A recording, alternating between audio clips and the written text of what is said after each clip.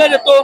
गेल्या 5 वर्षात माझ्या वडिलांनी माझे आमदार असून देखील प्रचंड विकास कामं केली, व्यक्तिगत बरेच लोकांना न्याय द्यायचं काम केला आणि आज आम्हाला न्याय मिळालाय। आमच्या विरोधकांनी गेल्या 15-20 दिवसात नुसतं आमच्या बाबतीत निगेटिव्हिटी केली, माझ्या वडिलांवरती 2 वेळा हल्ला करण्याचा प्रयत्न केला, पण त्यांच्याबरोबर गार्ड असल्यामुळे ते त्यातून निघून गेले आणि आमचे पक्ष वरिष्ठ त्यांना निश्चितपणे बघून घेतील। तर हा जो विजय आहे तो निश्चितपणे कोल्हापूरच्या स्वाभिमानी जनतेचा आहे।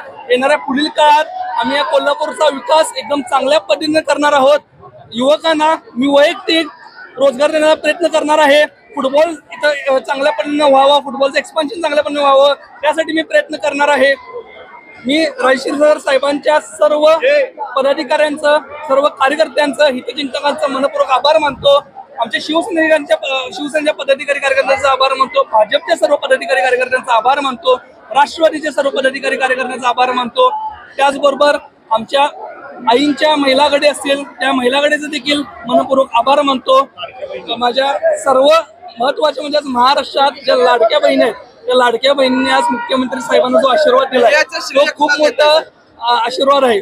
विजयाचं श्रेय कुणाला देताय? या विजयाचं श्रेय मी सर्व कोल्हापूरच्या स्वाभिमानी जनतेला देतो।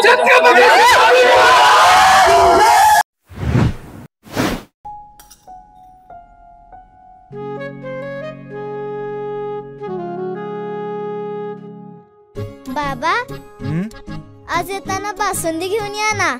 अगं कालच आपण आईचा वाढदिवस होता म्हणून आणली होती ना। ऐकलं, गोकुळची बासुंदी पुन्हा खावीशी वाटतेय। खरं सांगू, मलाही खावीशी वाटतेय। पुन्हा पुन्हा खावीशी वाटणारी गोकुळ बासुंदी।